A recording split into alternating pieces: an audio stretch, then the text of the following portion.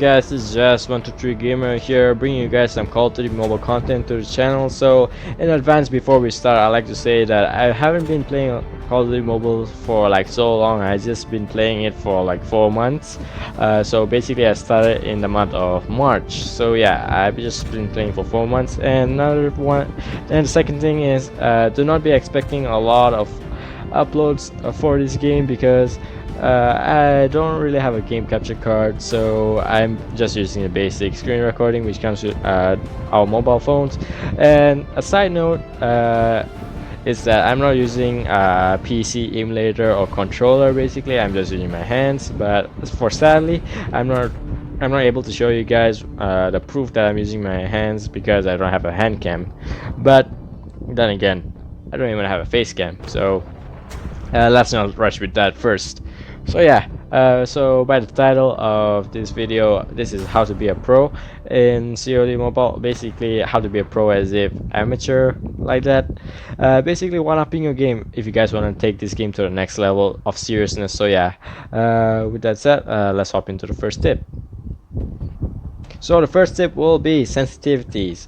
Playing around with the sensitivities in this game, because a lot of players really underrate these settings because they really want to hop into the game and not even have anything bothering with them with the sensitivities, anything relating them to sensitivities. So yeah, so what are they missing is that they are forced to play with the default setting requirements, sensitivities which the game has preset for them. So if you guys want to really up your game, if you guys don't want to follow the default settings, if you guys are new into Call of Duty Mobile, I really recommend you guys to go to the settings, put at least 20 minutes into it, go to the private lobbies section of the game and just search it out, because this is camera settings. This is mainly to your movements and all movements in the game. So standard sensitivity is basically your movement throughout the game. ADS sensitivity is when you're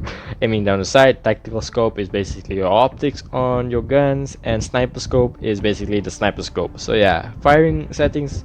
So what I would recommend you guys to do is the things which you guys change in your camera settings, sensitivities, sorry about that, put it to your firing sensitivity as well, because the moment when you start pressing the firing button, if you guys have everything in your sensitivities for firing as defaults, the moment when you start pressing the fire button, you will go back to the default settings of the game. So that's gonna really confuse you whenever you guys are changing the sensitivity. So do copy and paste and make sure those two are the same. Maybe it can be a bit different depending on you, but for me they're slightly the same, just that my firing sensitivities are a bit increased by 5 to 10 points. So yeah, moving on. So our next tip is HUD. HUD, I'm not really sure what does that basically stands for. I'm pretty sure the HUD, the D stands for display. So yeah, we're in the display zone. I use a 4-finger claw, so I'm not really gonna explain how I do it.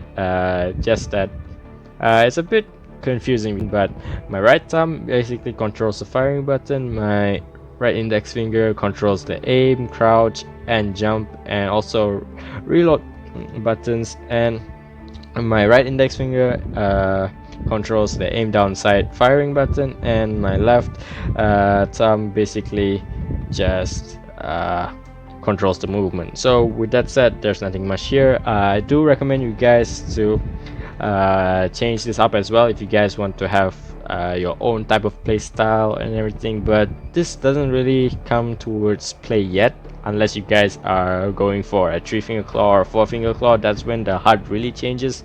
But if you guys are using a 2-finger thumb, it shouldn't be a problem. So yeah, so the second one is basically headphones. So in the second one, I do recommend you guys to wear headphones, because in COD Mobile, headphones are a big thing where your teammates and your opponent's footsteps are too damn loud in the fact that even if you're not using your headphones, you can still hear those footsteps. So if you guys are wearing headphones or earphones, you guys will automatically unlock a 3D audio features type for your headphones, so you guys were able to find the direction of where your opponents are coming from.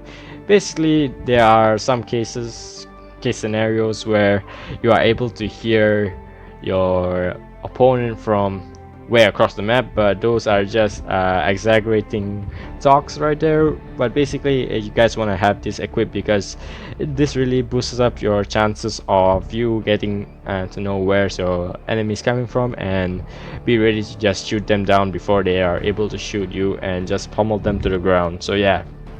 And third one is basically we're already in it, which is loadouts. So in the loadout we have 3 perks right here. The perks really comes down to your playstyle. I really recommend you guys to use the dead silence perk, because that silence perk really mutes down your noise. As you can see by the icon itself, it has a mute button there. So in the mute icon, which displays in the dead silence perk, basically it means that your movement when you're running, or even when you're just walking in general in COD, I don't really know why you'll be walking, but yeah, those 2 noises will be muted, meaning that your opponents will not be able to hear you at all. Even your teammates will not be able to hear you at all. So if you guys are planning to play the aggressive playstyle, I really recommend you guys to use the dead silence perk, or any setup at all. I really recommend you guys to still use the dead silence perk, because it's a very good perk which the game added like a long time ago. And yeah, moving on with the green perk, what I usually do for S&D and hardpoint is I'll equip a hardwire.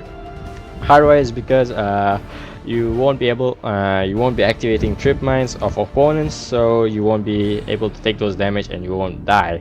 But note in caution that if your teammates are not using hardwire and they activate the trip mine, you also get damage if you guys are within his radius. So yeah, sometimes in those case scenarios you might die as well, but depending on your distance between the enemy, between your teammate of where he activated the trip mine, it also depends right there. So yeah, the red perk really comes down to your playstyle. Playstyle as if agile is basically like a quick draw attachment where you get to pick you get to take out your gun and like point it at the enemy faster. So yeah, that's more of an aggressive playstyle. Lightweight is basically like you are able to run more faster. Let's say if you're using an LMG, lightweight basically like increases your mobility slightly, but not that much, but it's a bit significant. But yeah, I just use Skulker for now, but I'm not really sure why I'm using it with an SMG, because I'll show you guys in a sec. So yeah, but that wraps up for the loadouts. If you guys really want to use this, another thing for the loadout is that we have lethals and tacticals. So for my tactical, I always use a smoke. For some reason I don't really use trophy system, but if you guys have a trophy system, I really recommend you guys to use the trophy system, because trophy system blocks incoming lethal. So basically, instead of them reaching to you and exploding, the trophy system will just protect you from those incoming lethals. So yeah, I always use the trip mine for now because I'm a trip mine user, and trip mines basically gives you a probability of 1 out of 5 or 2 out of 5 depending on how you're playing in the game. And yeah, basically it gives you instant kill when an enemy passes through it, unless they're wearing flak jacket, basically giving them more health, so reducing them from explosions. So yeah, other than that, you are able to get an instant kill with a trip mine. Just so yeah, that wraps up for the loadouts. So guys, so we're in the training mode right now, and this is the fourth tip which I'm going to tell you guys, which is strafing. Strafing is basically you moving side to side while you're shooting or something. Basically it's just moving side to side. It doesn't really mean that you need to shoot them. Basically in a 1v1 combat situation or multiple situations where there are multiple enemies trying to shoot you down, so basically you want to strafe. Strafing basically increases the chance of you not getting hit because your opponents don't know where is your movement going next, because you yourself are the only one who knows it. So if you're going to move to the left, I recommend you guys move the ADS to the right, and if you guys go to the right, you move to your ADS to the left. Another thing for the movement is I recommend you guys to do drop shots, is because if you guys are in a 1v1 scenario, basically enemies will not be able to aim at you at a fast rate down below, because you are just gonna go prone at them and just shoot at them. If you guys can also do as like target them and shoot proning at the same time, it also works. If you guys also want to do a hip fire and prone, you guys can also do that, but this is more of a skill play, which is more into higher level skill, because it takes time to actually do it. If you guys are using thumbs, I really recommend you guys to use 3 or 4 finger claw, because this really recommends you guys to use multiple fingers at a time. So one thumb is at your movement and another one is at your firing. You really need another finger for you to do the drop shots, basically make you prone. So yeah, moving on.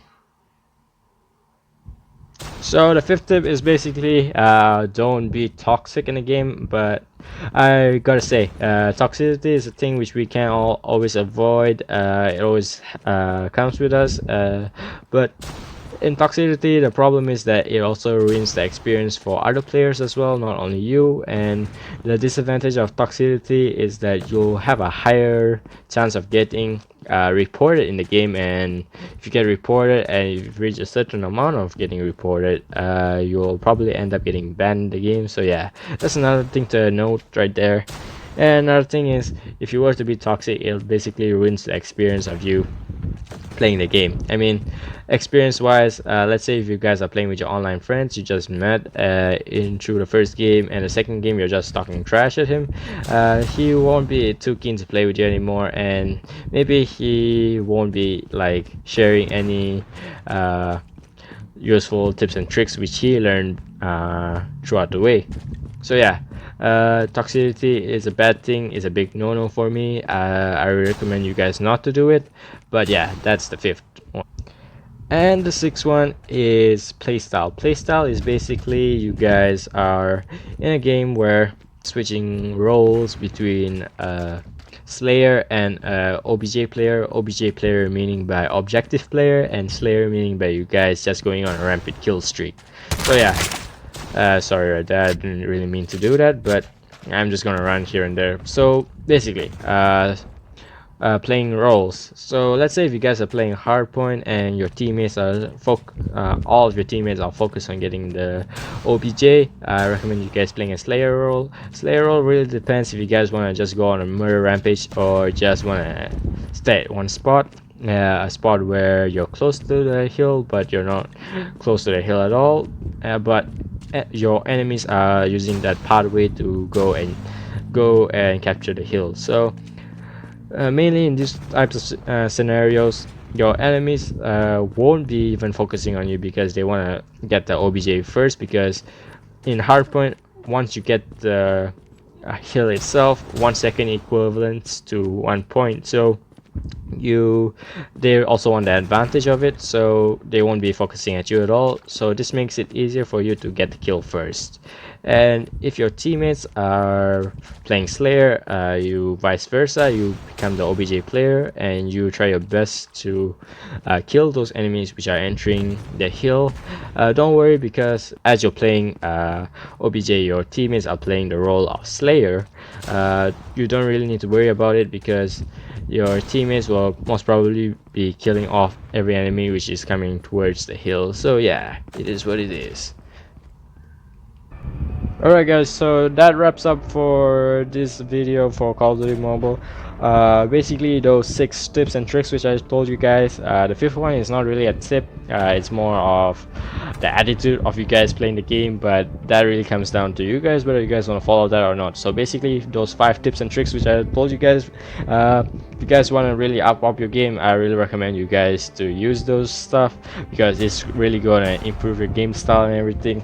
So I mean, if you guys did enjoy this video, do leave a like, subscribe, and do turn on notification bell for more videos coming your way. And yeah, with that said, do take care of yourself, guys, and I'll catch you guys in the next video.